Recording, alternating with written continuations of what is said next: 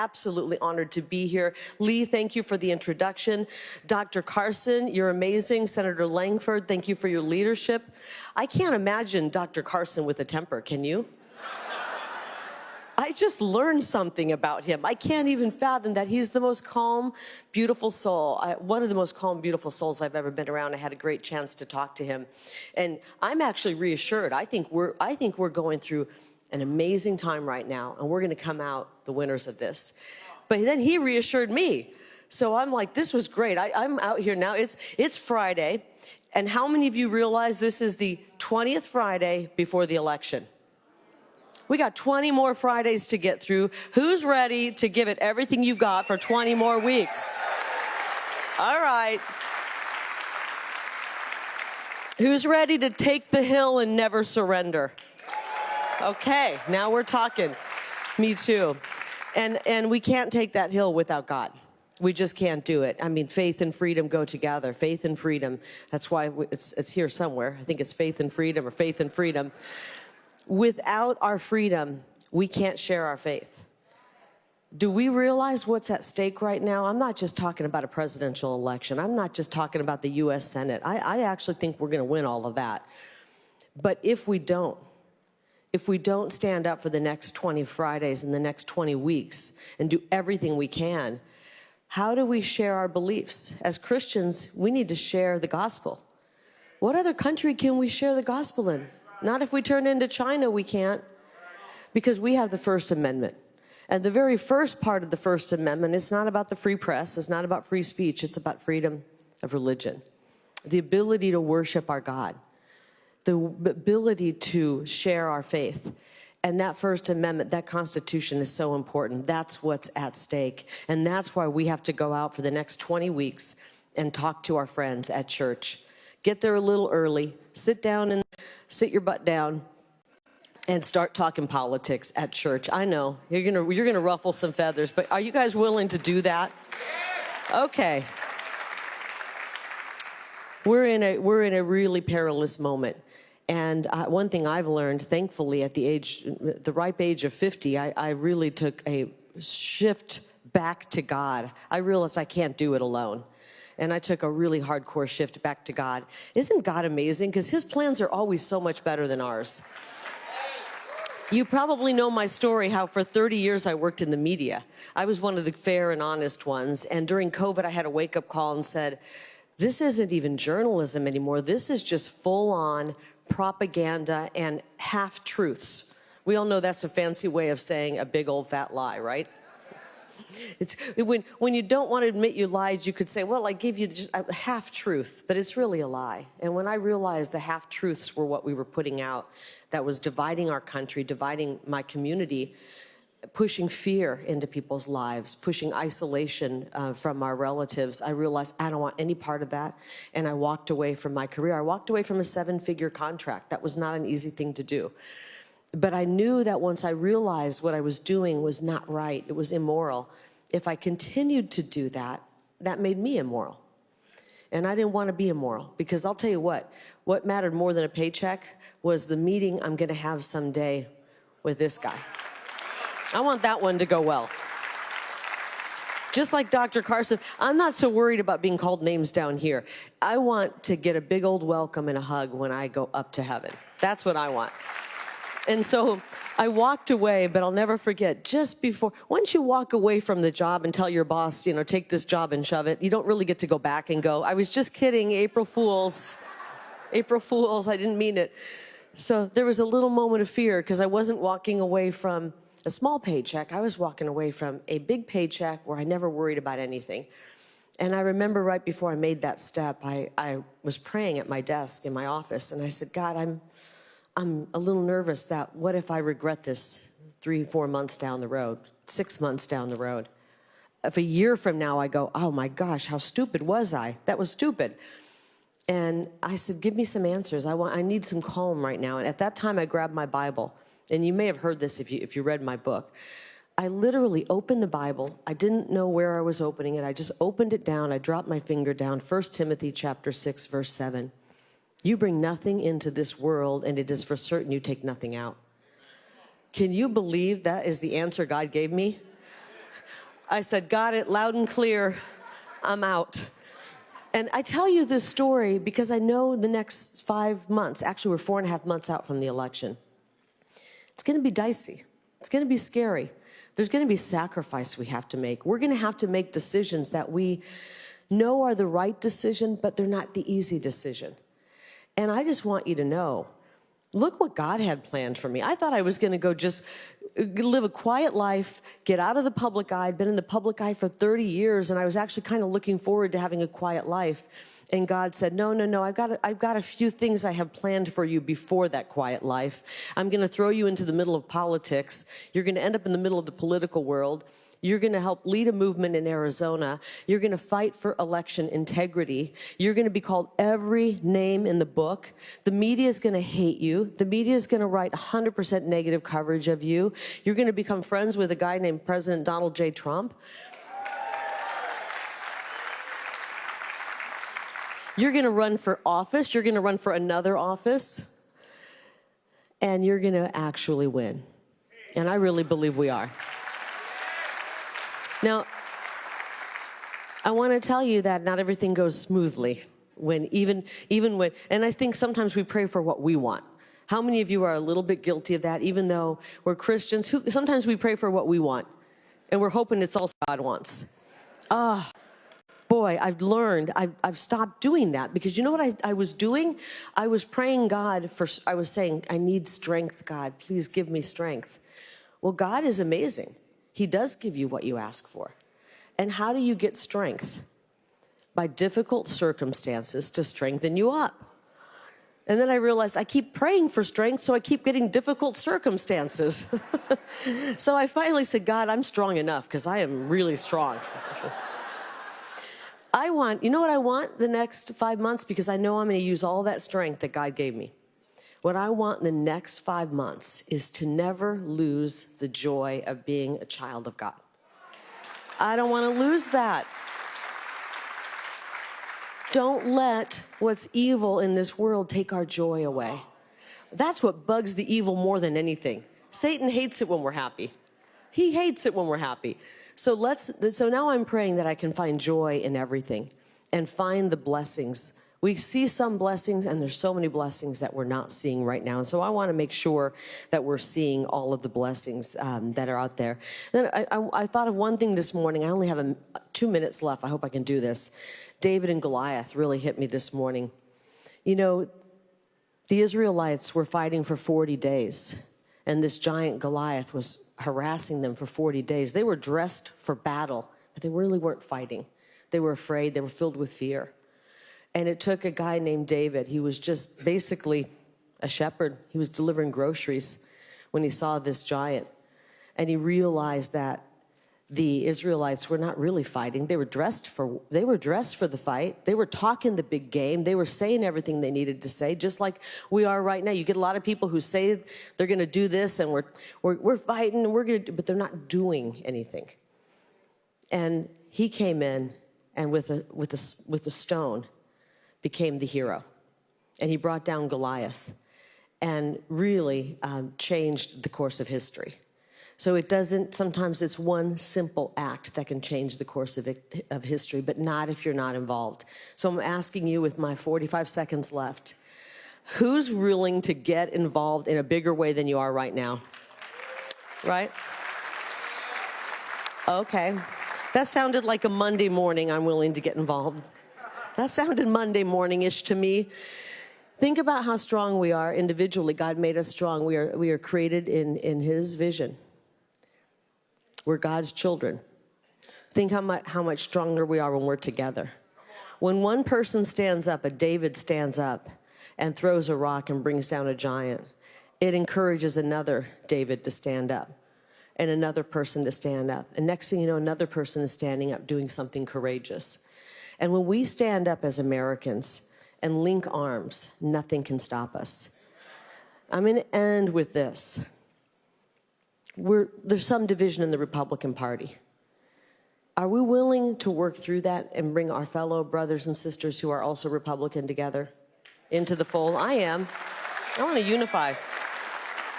Hey, listen, I want to bring in independents and Democrats. I want the disaffected Democrats in. Somebody said, you're willing to bring disaffected Democrats in, but you don't want to bring traditional Republicans? No, I want the whole country together. I want the whole country together. And I want to bring him back. And when I say him back, I know you're thinking Donald J. Trump. I do want to bring Donald J. Trump back, by the way. But I want to bring him back. We got to bring him back into our culture, into our lives, into our hearts and souls. And then also let's work to bring Donald J. Trump back on November 5th. Can we do that? All right. Thank you so much. Thank you, Faith and Freedom. Thank you, America. Let's save this country and make November 5th the day we take back America. Thank you so much for having me. I love you guys. Thank you so much.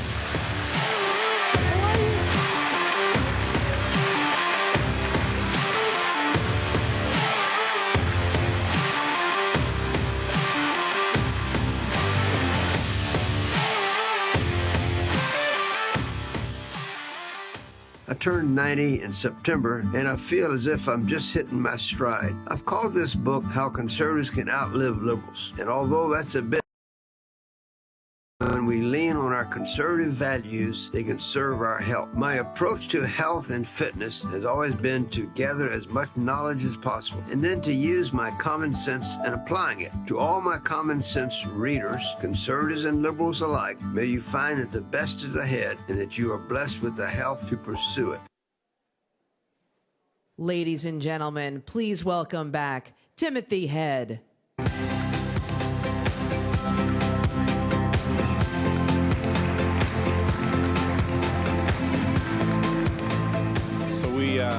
We really should take a moment to thank Senator Lake for being with us. So we're going to kind of get into a rhythm here a little bit. We heard from 3 senators yesterday. We've already heard from 2 senators this morning, and we're about to hear from yet another, actually 2 more in the coming minutes. But our next visitor is, he actually came onto the scene and the national scene behind the scenes a few years ago. Does anybody remember a Hobby Lobby Supreme Court decision? So we were actually winning in the Supreme Court, but before Supreme Court winning was cool, with our next visitor, behind the scenes, one of the strategic appellate lawyers behind for several years, actually, that Hobby Lobby case, eventually went on to run for and become a U.S. Senator from Missouri. And now, who would have ever thought that we would be sitting in a situation where, like, watching oversight and Judiciary Committee hearings would become can't-miss TV? So for me and the rest of our team at Faith and Freedom like to sit in our office and actually place bets on whether Senator Kennedy or Senator Hawley is going to be the one to take down the next cabinet-level official, Biden cabinet-level official in the upcoming hearing for Tuesday afternoon. So place your bets now, right? So listen, it is an absolute treat. Last year, I think was maybe our first year that we actually had Senator Hawley, and he brought the House down. And so prepare for your House to be rattled again. Join me in welcoming Senator Josh Hawley to the stage.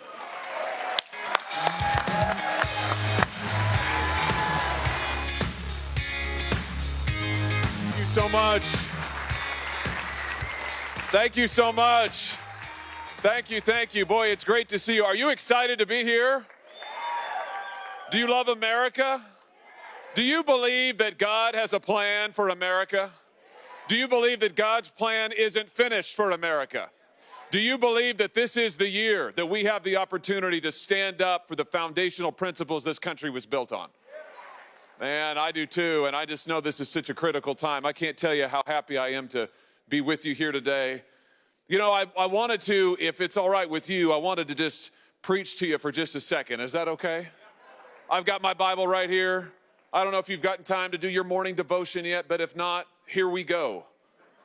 You know, I was just reading earlier today, 1 Kings chapter 21. I just think that this is a passage for our time. 1 Kings chapter 21, I bet you know this story. It says, now Naboth the Jezreelite had a vineyard in Jezreel. Do you know this story? Naboth had a vineyard in Jezreel beside the palace of Ahab, king of Samaria. Do you know where this is going? And after this, Ahab said to Naboth, give me your vineyard. Give me your vineyard, that I may have it for a vegetable garden. And what did Naboth say? Naboth said to him, to Ahab, the Lord forbid that I should give you the inheritance of my fathers. This is a passage for our time. We have the most radical left-wing agenda in the history of this country, the most radical left activists in the history of this country, and what they are doing is coming to us and saying, give me the inheritance of your fathers. Give over the Christian foundations of this country. Surrender the soul of this country. And our answer to them is, the Lord forbid that we would give you the inheritance of our fathers. We will not back down.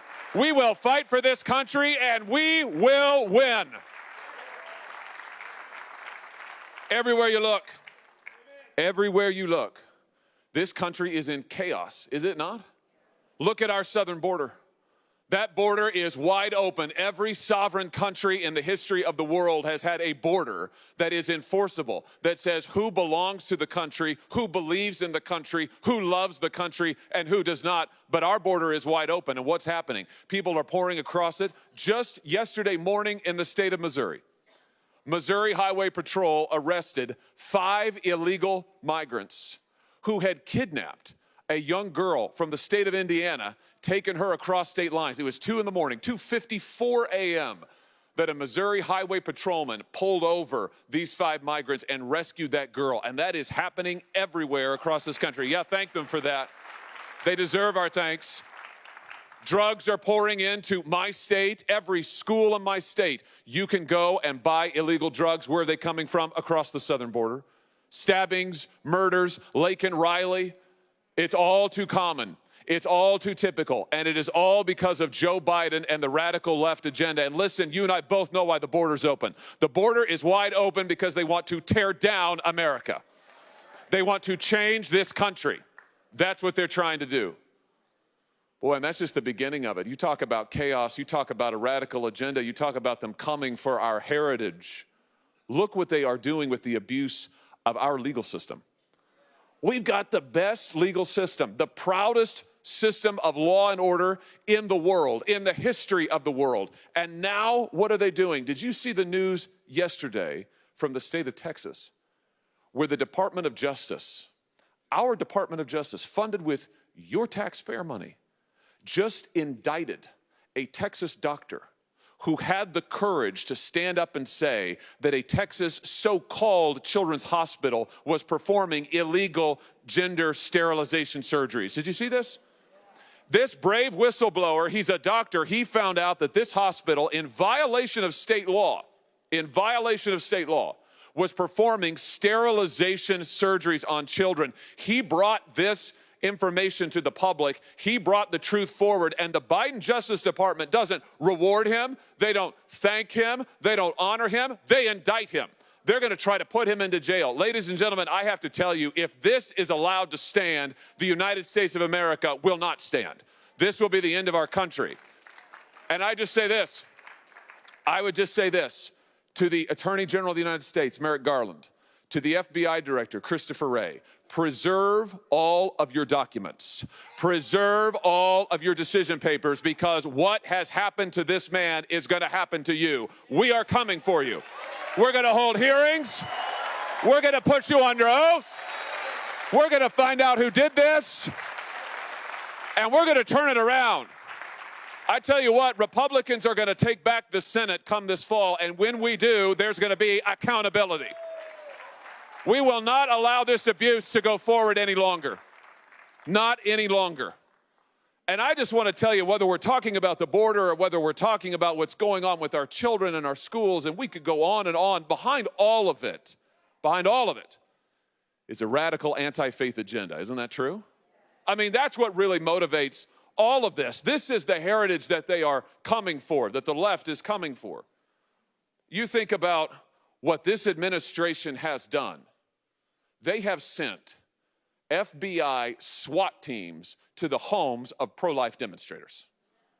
This isn't an accident. This isn't happenstance. This isn't just, oh, that's just how it happened to work out. No, ladies and gentlemen, that was a message. That was a message sent by this government that is our government, funded with our money, our taxpayer money. It's a message sent by them to us for us to sit down and shut up or be ready to go to jail.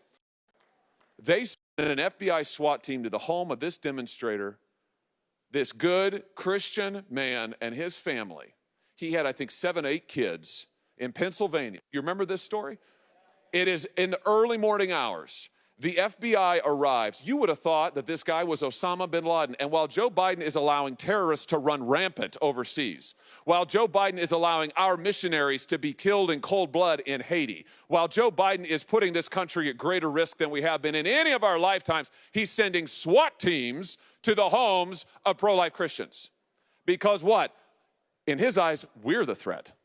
We're the threat. They go to this guy's home. They point the guns at the kids. The children are screaming. They're terrified. He pleads with them and says, please don't terrify my children. But you and I both know the dirty truth is they wanted to terrify them. That was the point. That was the point. They wanted us to get the message that we need to be silent, that we need to step back, that we need to let them have the heritage of our fathers. And that's why our message to them today is no how, no way, not now, not ever. We will not be intimidated. We will not step back. They've treated parents at school board meetings like terrorists. Who would have thought we'd see the day in America when if you go to a school board meeting and you stand up and say, I don't want my kid to have to wear a mask. I don't want my kid to be taught that the United States of America was founded in 1619. When in fact we know that this country was founded in freedom. This country was founded in liberty. This is not a country of oppressors. This is a country of liberators, and we are proud of that fact. We're proud of it. Who would have thought that we'd see the day in America that if you stand up for those truths, you get labeled by your government a terrorist, that the FBI activates its anti-terrorism division against you. And do you know what? I saw Merrick Garland sit right in front of me, right there, right in front of me in the United States Senate and lie to us. He said, oh, we didn't call parents terrorists. Oh, we had nothing to do with sending out the anti-terrorism division. We didn't do any of that. All a lie. They did all of it. They were behind all of it. And I tell you what else, craziness. I'll never forget, never. The opportunity I had recently, sitting in the United States Senate, we're having a hearing on women's rights, called by the Democrats. And I noticed the funny thing was, as I was sitting there in this hearing, the Democrats' star witness, extremely accomplished woman professor from, I think, the University of California at Berkeley. She's sitting there and she's talking about women's rights. And what I noticed was she would never say the word woman. Not once. I started counting, and I'm midway down the dais. Now, listen, I got to wait in the Senate. Senators love to talk. Have you noticed that? So I got to wait my turn, and I got like Ted Cruz is in front of me. I'm like, come on, Ted. Wrap it up.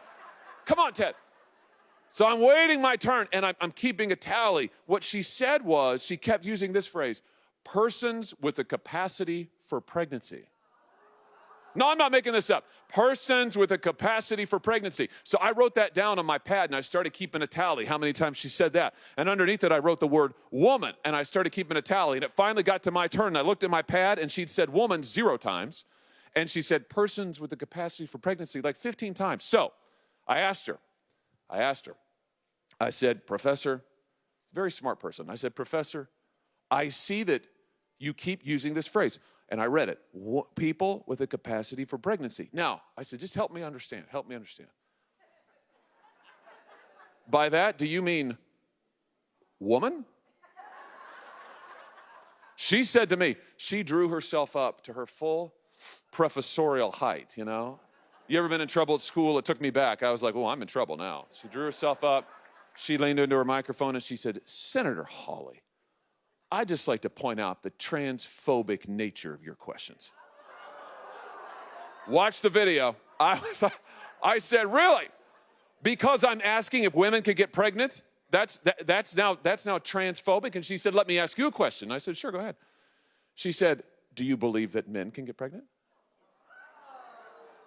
Now, for a second, I thought she was kidding. Then I realized she was totally serious.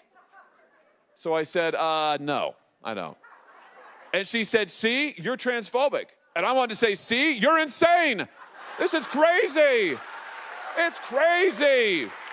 Come on. Come on. There are two genders, two. Not 2,000, not 200, are two. And you know what? What I want my children to be taught, I've got 3 beautiful children at home. What I want them to know is the way that God made them is good. God made us male and female, and that's good. When he made us, he looked upon it and he called it good. There's nothing wrong with our kids. There's something wrong with them. It's an radical anti-faith agenda. And I just want to tell you this. We hear all the time that religion divides this country. The left says it constantly. Have you heard it? All the time. They're like, oh, religion, it's so divisive. Religion divides America. I'm here to tell you today, religion doesn't divide America. Religion unites America. We are a religious people. I'll tell you what divides America. What divides America is the left's attempt to destroy religion. That's what divides America. What is dividing America is their attempt to erase our heritage, to erase the foundation that this country has in, yes, the Bible. This is the greatest country in the history of the world because we are a country founded on the principles of the Bible. That is the truth. And most Americans know it. They know it to be true. They know it to be true. Who's dividing America is the radical left. And that's why I say to you, we don't need less Christian influence in our society. We don't need less Christian witness in our society. We need more in every part of government, in every part of society. You know what we ought to do? We ought to take the pride flag out of schools and put the Bible back in. You know what? You know what? We ought to take the trans flag down from all of our federal buildings, and over every federal building in America write the words, "In God we trust." In God we trust. Amen?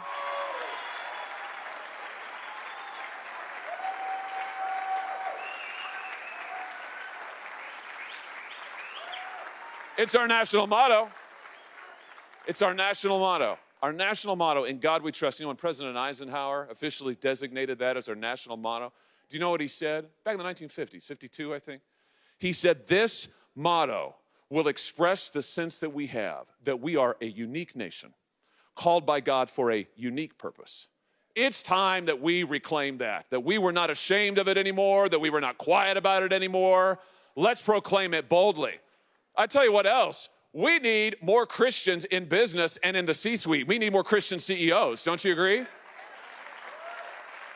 Tell you what, you see all of these corporate CEOs, what are they doing? They're hiring DEI agents while at the same time they're sending our jobs overseas and hollowing out this country, destroying our jobs, destroying our families. What would it be like if we had some Christian CEOs who would actually put America first, who would pay their American workers good wages that they could support a family on, raise a family? Wouldn't that be incredible? Wouldn't it be amazing if we had good Christian policy across the board, economic policy? You know, what's the Bible say? The Bible says, you shall not charge your brother usury. We got credit card companies that are charging 40 and 50% interest on their credit cards. They are. That's outrageous. It's outrageous. You know what? If we had a little more Christian influence in our government, what we might say is, we're not going to let you do that anymore. We're not going to let you fleece America. We're not going to let you sell out America. We're not going to let you hurt your workers. We're not going to do that. Why? Because we are a Christian people, and we believe in what the Bible says. We believe that our faith has made this country, the greatest democracy in the history of the world. You know, here's what I just say. When our first forefathers came to this country, several hundred years ago now, they came and they took a covenant. That's what they called it. Our Puritan forebears, they took a covenant and they pledged themselves. They pledged to each other and to God that they would follow the ways of the Lord in this new land that they were building. And what is it that John Winthrop said? He said, if we will follow the ways of the Lord, we shall be a city on a hill. I'm just here to tell you, boy, the world still needs that city on a hill. And for that city on a hill to be what we were meant to be, the country needs you. It's time for us now, in this moment of trial and danger and chaos, it's time for us to stand up and to preach again the things that unite this country. The left wants to destroy it. The left wants to pull us apart. We need to return to the heritage of our fathers that unites this country. God, family, nation, the things we believe in together, the things that hold us together. It's time we stood for them. God bless you. God bless the United States. Ladies and gentlemen, please welcome the chairman of the Iowa Faith and Freedom Coalition, Steve Scheffler.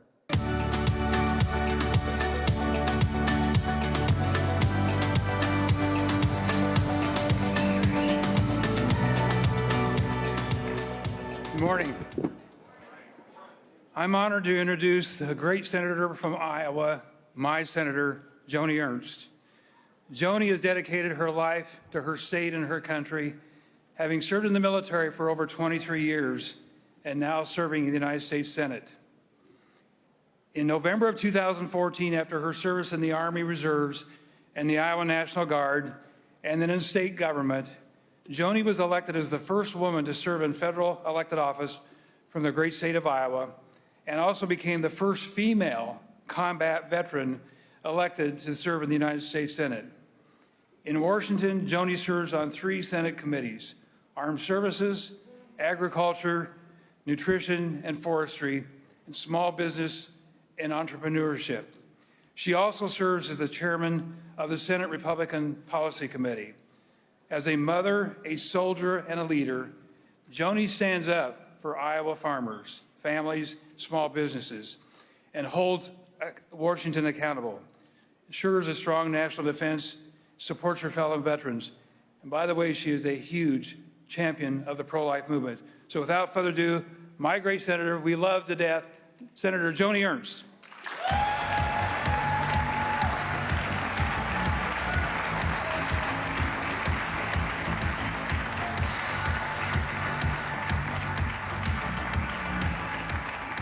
Hey, we got a great group of patriots out here.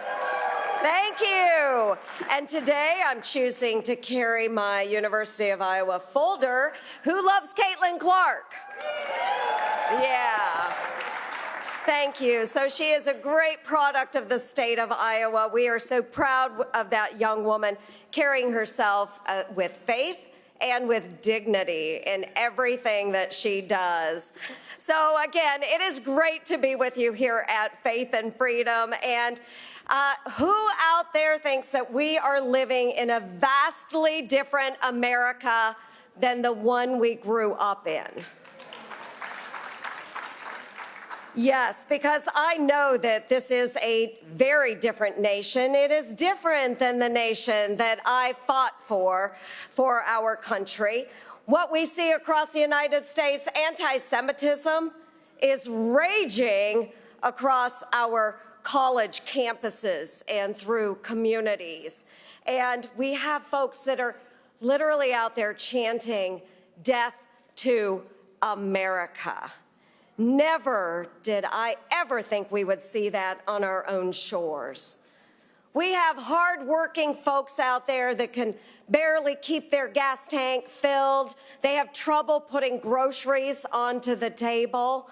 And yet we have inflation raging and an administration that refuses to do anything about it. The world is on fire. Now, how many of you have served in the armed services? Thank you. God bless you, veterans. Thank you for all you have done. Now, when we have strength, we see a peaceful world.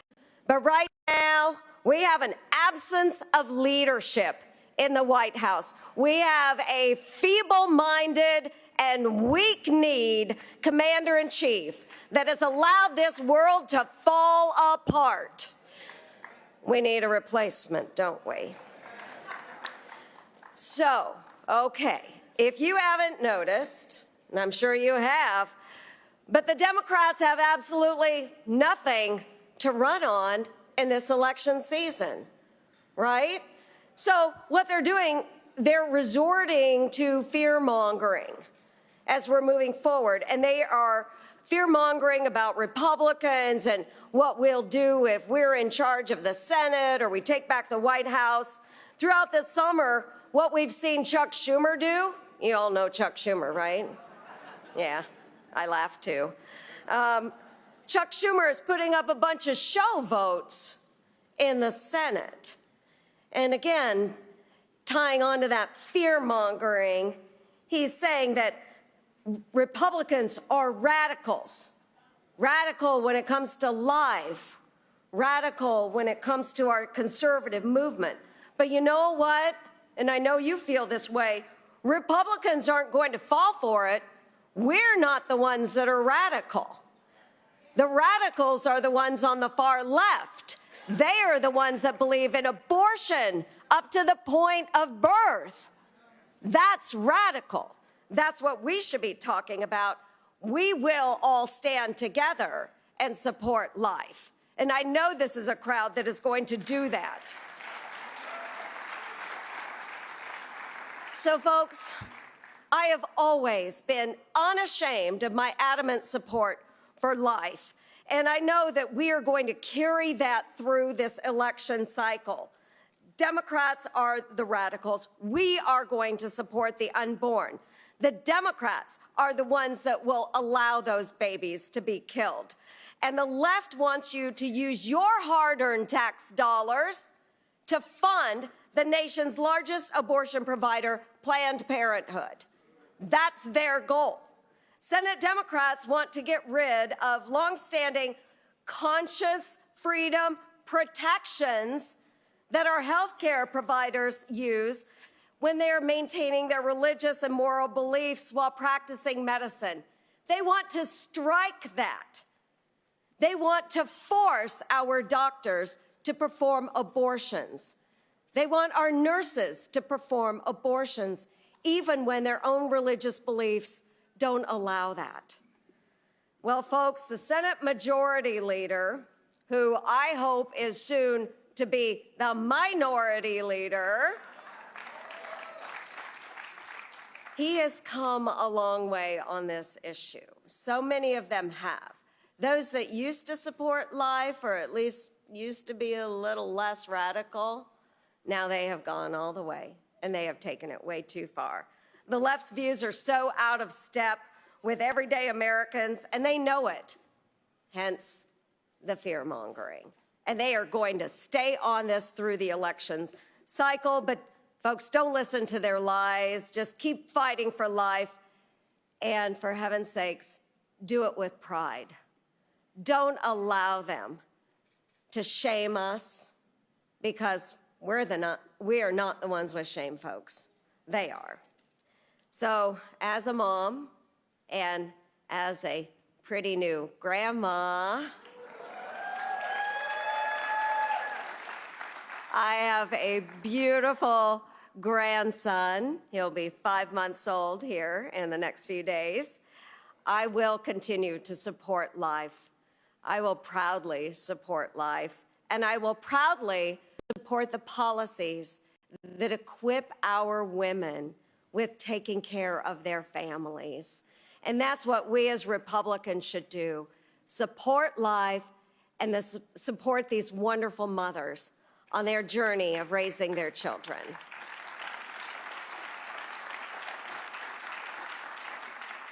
So Steve mentioned that I came out of the military. I served in the Army Reserves and the Iowa Army National Guard.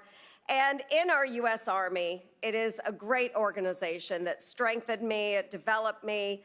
In those organizations, leadership is not defined by your title or by your rank. Leadership is defined by those who are inspiring others towards a common goal or objective for the good of the unit or the organization. That is leadership. It is inspiration. And you know what, folks? When you look at 1600 Pennsylvania Avenue right now, are you inspired? I hear some laughing, because That's what is happening right now. There is no leadership coming out of the White House. And the world is looking at 1600 Pennsylvania Avenue. And yes, sir, they are laughing. They are laughing. In order to get our country back on track, we need new leadership and someone who will inspire others to follow for the good of our nation. So you know where I'm headed with that, right? We have got great opportunity coming up. I'm going to touch on just one more issue, something happening in the southern part of our nation. Do you think we have a border crisis, folks? Yes. And this is all, again, because of lack of leadership. Lack of leadership. Biden's border crisis has allowed these violent illegals to come into our nation. Matter of fact, he has welcomed terrorists into the United States. We have 8 individuals that were just arrested that have ties to one of the most violent extremist organizations out there, ISIS. This is under Joe Biden's watch. He is literally allowing these folks to flood into our nation and destroy America. And now, just this week, Biden has decided to cave to the far left yet once again by allowing amnesty for hundreds of thousands of people that came into the country illegally. It is madness, and it's got to end. And you know how it ends? How does it end, folks? Yes! Yes! So we have to re-elect Donald J. Trump as our next president.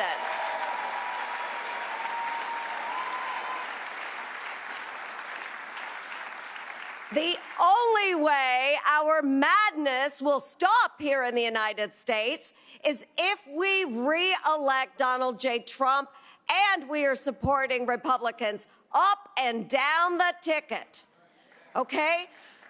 So my plea to all of you, and we've got the greatest patriots here in this room, right? Okay, so I have no doubt that all of you are going to cast your ballot this fall. But my charge to all of you is to make sure that you stay engaged through this election cycle and that you turn out the vote. So your vote is not good enough, folks. I want you to talk to a neighbor, talk to a colleague, talk to the folks at church, and make sure that you are getting out the vote this fall, because we need to flood the ballot box with folks that are supporting Donald J. Trump and our Republicans. Only then are we going to make a difference and right the ship that is headed in the wrong direction. Okay? So I'm a freedom lover, like all of you. God bless you all that have worn the uniform. God bless you all that support those that wear the uniform.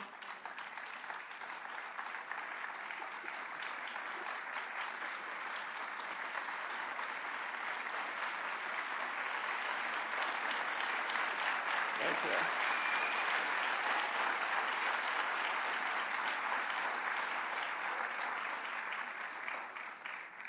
I'm going to share this with you. So anytime someone thanks me for my service, I say you're worth it. You are worth it. And our country is worth it.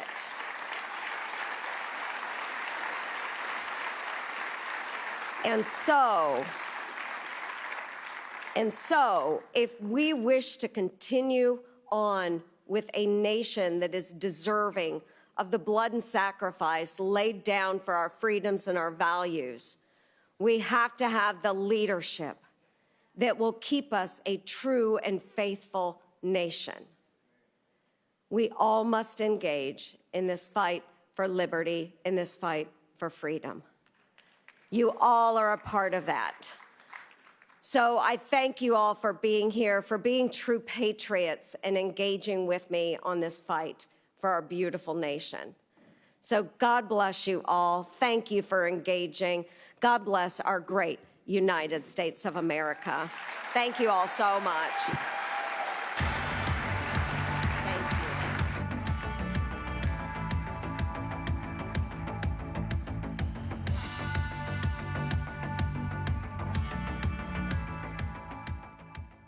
Ladies and gentlemen, please welcome back Timothy Head.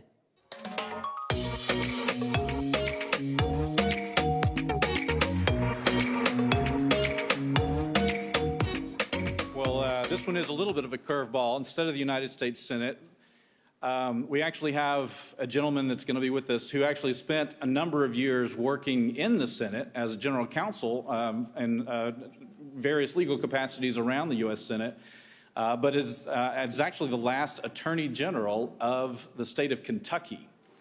So any Kentuckians here? We got a few. There we go. It's a treat for us to be able to be joined by our next guest, because not only do we have the honor of working with Daniel Cameron a number of times in his stint working on the Hill, but also we became really big fans of his in a lot of the various roles that an attorney general plays that he and his office were extremely effective in Kentucky for the last 4 years. But you know, one of the interesting pieces that he's actually taking on right now is how many fans of woke corporations do we have in this room this morning? A lot of big fans, a lot of Disney fans, a lot of Nike fans in here. Well, he's going to talk to us a little bit about some of the efforts that he and his team are now working on at the 1792 exchange. Actually kind of putting flesh on this fight to actually, you know, truly get in the foxhole and try to figure out what exactly can be done to bring accountability to a lot of these corporations that have been, frankly, running amok, you know, over the last number of years.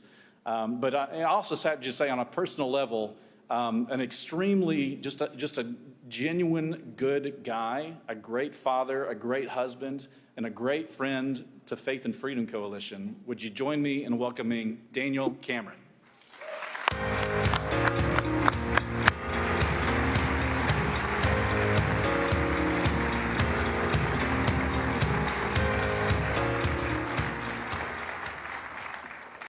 Thank you, Timothy, for that kind introduction and nice welcome from this room.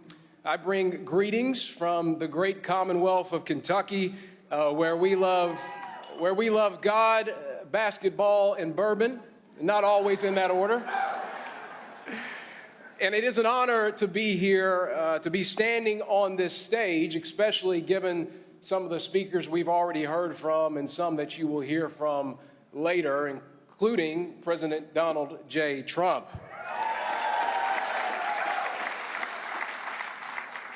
I will say, though, it is kind of surreal to be standing here. I mean that quite literally. In fact, until this morning, I wasn't even listed as a speaker.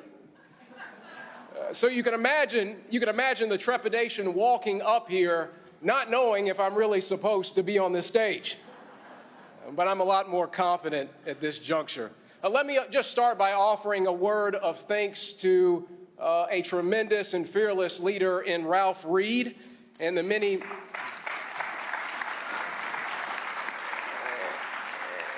men and women who give tirelessly to the cause of freedom, to the cause of faith, and to the cause of family. In this moment, we need those who are willing to give maximum effort on all three. And that is what the Faith and Freedom Coalition does without wavering. As President Reagan once said, freedom is never more than one generation away from extinction. As defenders of freedom, you stay extinction. So collectively, we say thank you for your service, but the rest of us cannot, nor should we, expect that this coalition and its members engage in this fight alone. We all have a part to play in this great struggle to live free of oppressive government, in support of our faith, and in defense of our families. And we are called as a sacred duty and an obligation in Scripture to fight in this effort. The book of Romans is a Christian's call to action. It's a letter from Paul. It's a call to be, in every single way that you can, someone who lives in the abundant life and leaves the past life and ways behind. And there's one particular passage in Romans that talks about how we should engage in the public square. In Romans 8:19, Paul writes that creation waits in eager expectation for the children of God to be revealed. As the children of God, we have a profound obligation to stand up and speak up for truth. And if we don't, you and I miss out on an opportunity to be the hands and feet of Christ and to fulfill our role as ambassadors in the marketplace of ideas. We must embrace this vitally important role because right now, big government, big business, and our elitist academic institutions are committed to using the levers of power to change the very fabric of what makes this country great. Their alliance seeks to replace merit and equality of opportunity with preferential treatment and outcomes. It's a partnership rooted in the idea that we are not to be seen as neighbors to be loved, but to be labeled as enemies characterized as oppressed as oppressor. It's an alliance that would strip us of our energy independence. And it is an alliance that is willing to sacrifice American values and marginalize those who support them at the altar of radical progressive ideology. But you and I neither have to accept nor embrace this fate. We can, as Romans 8:19 implores us to do, stand up and be counted. We can defend individual liberty and free markets, even in the face of great challenge. History teaches us that the elements are fundamental for a thriving society and essential for human flourishing. It is with us, and profoundly and proudly, we must continue to stand on the right side with our Christian brothers and sisters in this effort. Now,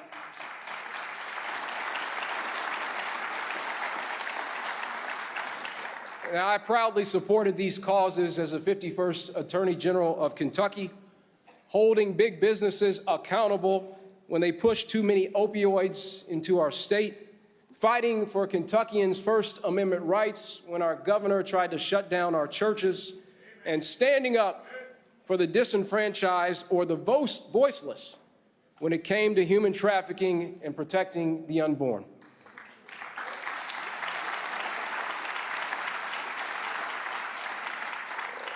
And I would have been honored to have stood for those principles and those values as the governor of Kentucky, but that was not meant to be in that moment.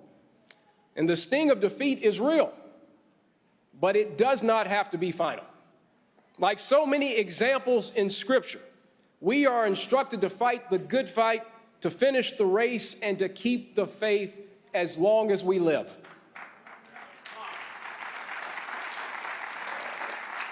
Paul did not give up in Jerusalem even after his arrest. Peter did not give up in Rome even though he knew martyrdom awaited him. And Christ did not give up on the cross even knowing what agony he was to experience. We serve a mighty God, and as one door closes, oftentimes another door opens. And now, as the CEO of 1792 Exchange, I get to continue this work. Our organization is dedicated to preserving the founding ideals and ending the anti-American crusades that threaten the fabric of our country. As Calvin Coolidge said, the chief business of the American people is business. We want businesses to produce high-quality products, not push partisan agendas. And there is a great need of this because right now, as we speak, big corporations are weaponizing against your values and in support of progressive virtue signaling. In one instance, a bank shuttered a religious group's checking account and demanded a list of their donors as a condition of resuming service. In another instance, a bank canceled an account for the Arkansas Family Council because the bank apparently believed that the council was a hate group. And finally, in 2021, a payment processor canceled a contract with a conservative group simply for hosting an event with Donald J. Trump Jr. Now, the payment processor considered that prohibited activity. Ultimately, the reality is this, that if you adhere to biblical definitions and seek to live according to those standards, or if you are a conservative and wish to host events with like-minded conservatives, then the threat of debanking is real. And add to the fact that business leaders at our largest, most profitable companies are now pushing race and identity politics based on hiring quotas. They're forcing employees to undergo diversity training that teaches that America is a fundamentally racist country. And their solution to this alleged racism is more racism. They punish some and reward others based solely on the color of their skin. They call it DEI, I call it discrimination.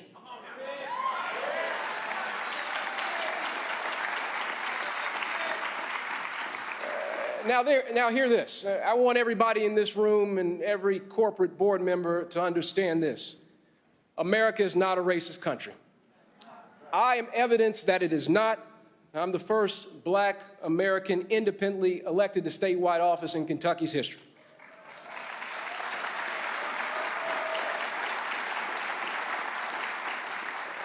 I won my party's nomination for governor in a southern state.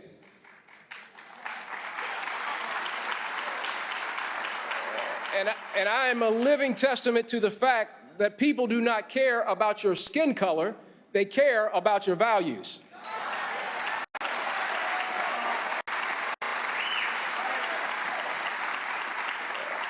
America doesn't need more companies built on diversity, equity, and inclusion. America needs more companies built on merit, excellence, and intelligence.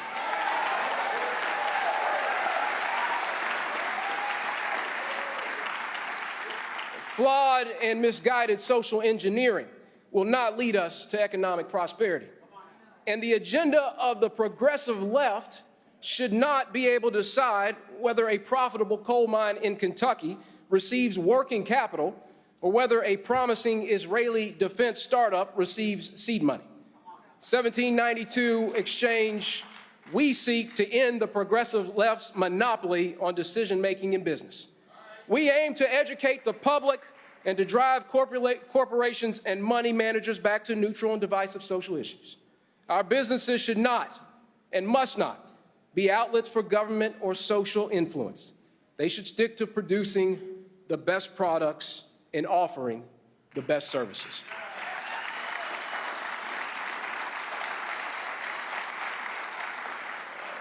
At the end of the day, profit making is not a shameful aim.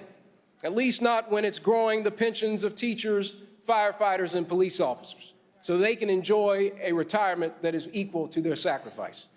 It's not when it allows plumbers, electricians, and factory workers to build 401ks that provide for their families and create generational wealth.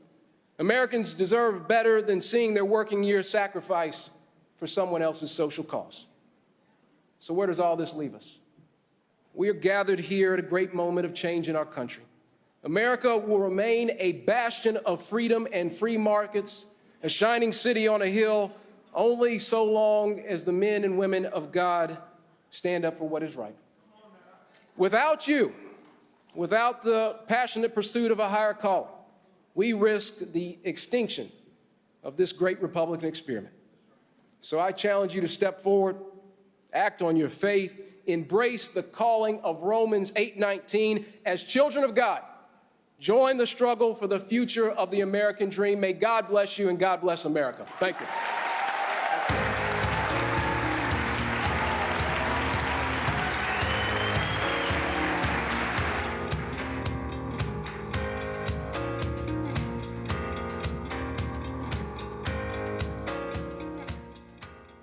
Ladies and gentlemen, please welcome to the stage four-term Congresswoman, Lieutenant Colonel Tulsi Gabbard. Good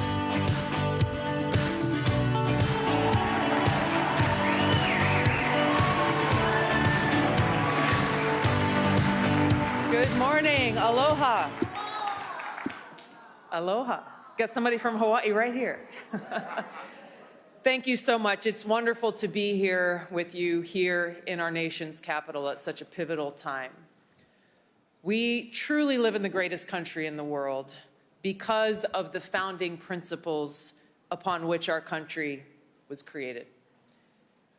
I swore an oath to support and defend the Constitution of the United States against all enemies, foreign and domestic, twice, both as a soldier who enlisted in the wake of 9/11, like so many Americans,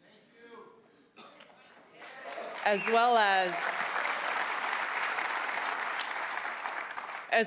a member of Congress, where I served for 8 years. I take this oath seriously, and it is our Constitution that is under attack today. I first joined the Democratic Party over 20 years ago.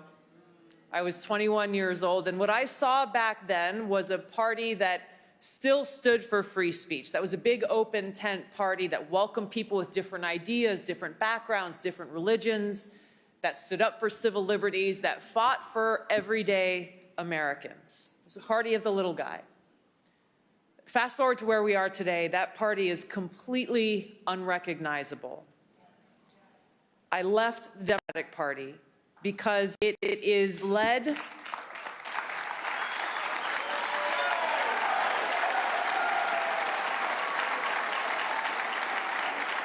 I left that party because it is led by an elitist cabal of woke warmongers. They are driven by an insatiable greed for power, and they are willing to do whatever they deem is necessary, even the destruction of our freedom, to get what they want and to stay in power. This is the challenge and the threat behind those who are abusing their power in more brazen ways than I ever would have imagined today. I left the Democratic Party because it's led by fanatical ideologues who don't believe in freedom. They don't believe in freedom of speech, freedom of thought, freedom of expression, freedom of religion, and the right of every one of us to express ourselves without fear of retribution or retaliation from those in power. They censor speech they don't like. Why and how? They say, we need to protect you from yourselves, and so we have to protect you from things that we call misinformation, disinformation, or hate speech, speech that they don't like. They undermine our civil liberties, working with powerful entities in the propaganda media and big tech. They're trying to get rid of our Second Amendment in every way possible, rejecting the very reason why our founders passed it right after the First Amendment, rejecting the reality that every one of us has a right to defend ourselves and our loved ones, and that we are the check on the abuse of power by an increasingly tyrannical government. And that is what we are facing today. They reject our Constitution that fundamentally recognizes that our freedom comes from God, no one else. I left the Democratic Party because its leaders reject this truth and are increasingly hostile towards people of faith and spirituality, actively seeking to undermine our religious freedom and the spiritual foundation of our country. They are targeting people of faith. You heard from the last speaker and others very real examples of this, how they are targeting especially Christians. They are targeting peaceful pro-life protesters. They are targeting those they deem as radical traditionalist Catholics. Thomas Jefferson said, "God who gave us life gave us liberty. Can the liberties of a nation be secure when we have removed a conviction that these liberties are the gift of God?" Of course, the answer to that is no. To recognize each other as children of God is to appreciate that every one of us belongs to God and to no one else. So no government No person, no individual or institution has the right to take away the freedom that God has given us. This is the foundation of the social construct of the United States of America, and it is the core of who we really are. Any political party that is trying to erase the presence of God from every facet of public life and is hostile towards those who choose to worship God cannot be trusted to protect our inalienable God-given rights enshrined in the Constitution and should not be in power.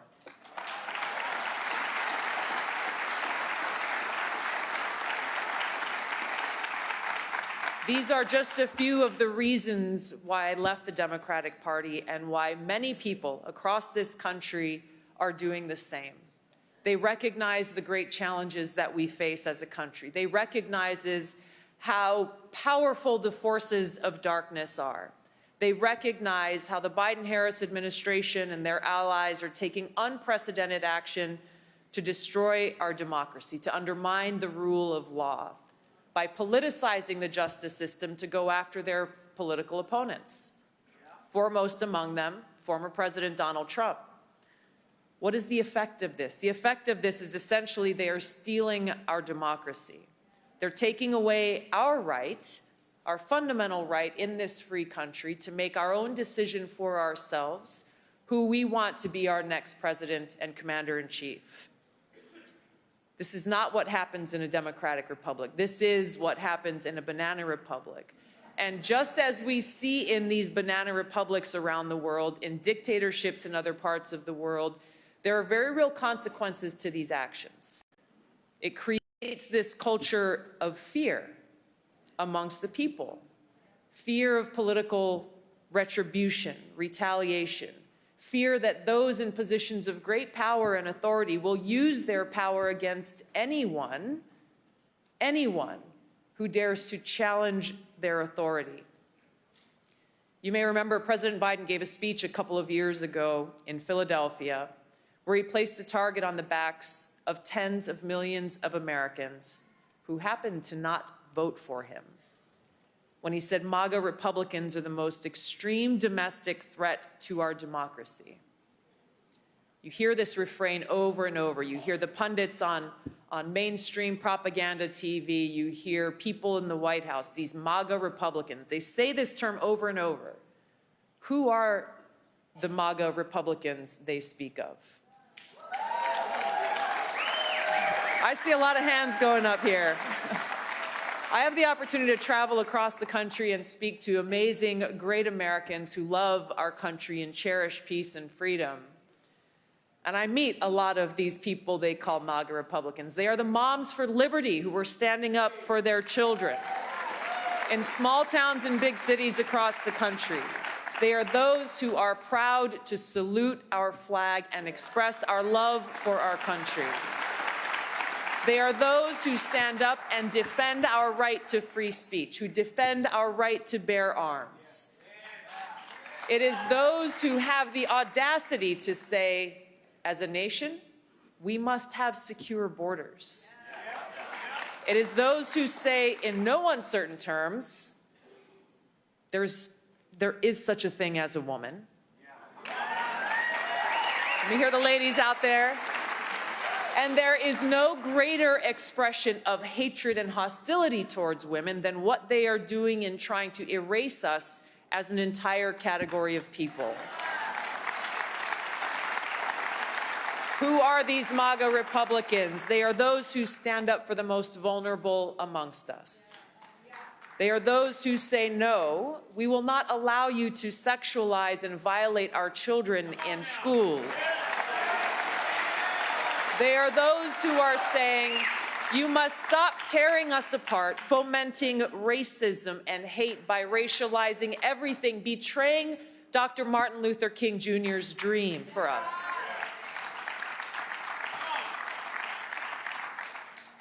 These people have cast a dark shadow over our country. And it's understandable why many people may feel hopeless at times, may feel like it's hard to see a way out. It's hard to see how we can combat these great powers that are colluding against us and against our freedom and our country.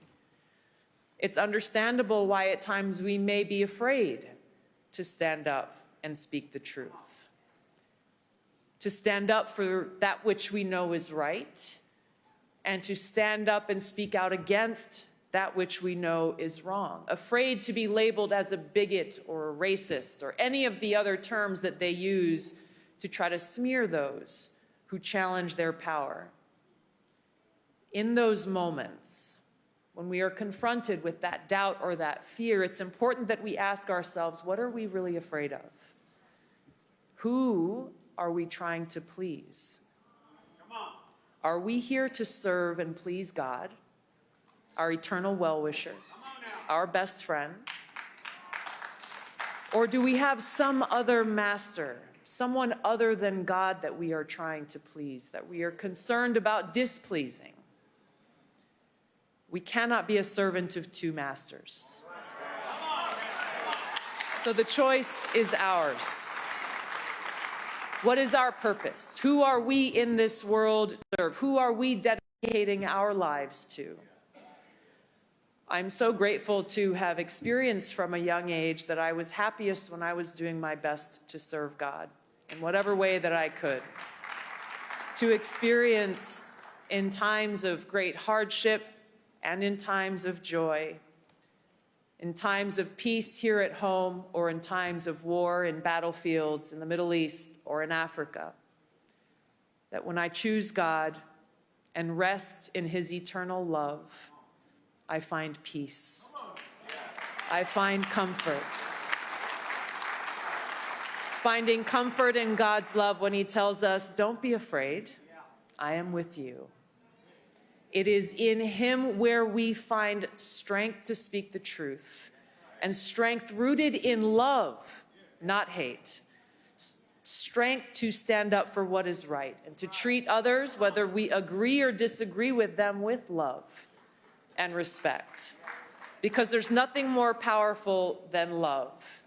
Our hope comes from God's unconditional and eternal love for us, and we know that only that love can defeat hate. Our future and the future of our nation is in our hands.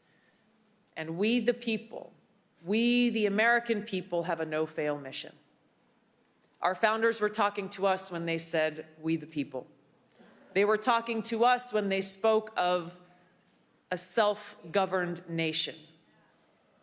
All that the Democrat elite are doing now to try to take away our freedom, we should be empowered to know why they are doing this. As powerful as they seem to be, they are terrified of us.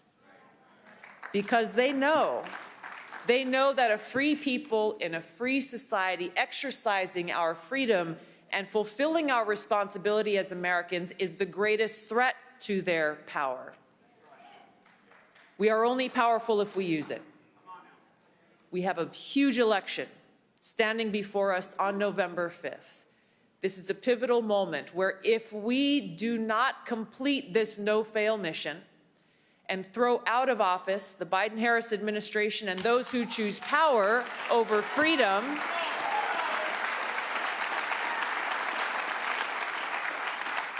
if we fail in this mission, I fear we will wake up on the other side of this election, speeding towards a country that we will no longer recognize. Now, we might not agree on every issue. I guarantee you every person in this room doesn't agree on every issue, but neither did our founding fathers. They had fierce debates and conversations about things they felt strongly about in private and in public. This is the vibrant marketplace of ideas that is the foundation of a democratic republic. They came together around the most important things, the founding principles of our country. And so the message that we need to carry out as you leave this amazing conference inspired and energized is to reach out to others who may not know what to do in this election, who feel politically homeless, who recognize that our country is headed down a dangerous path, but don't quite know what to do. Reach out to them and encourage them to join us around these founding principles because of the essential task before us to defend our freedom. Now, God has given us free will. In these coming months and throughout our lives, we can choose to hide in the shadows and cower in fear, or we can choose to act and lead with love. We can choose to elect leaders who are committed to the Constitution, putting the interests of the American people and our nation first. Choose to fight the darkness of fear and hatred with the light of courage, love, and respect. Have faith that the light of God's unconditional love burns brightly in every one of our hearts and will give us that strength and that true happiness that we seek, and that He will guide us every day, every step through these dark times to the bright future that our founders envisioned for our great country. Let us never forget, we belong to God and to no one else, and by God's grace, we are free, and we will remain free. Thank you all so much. God bless you. God bless America. Aloha. Thank you.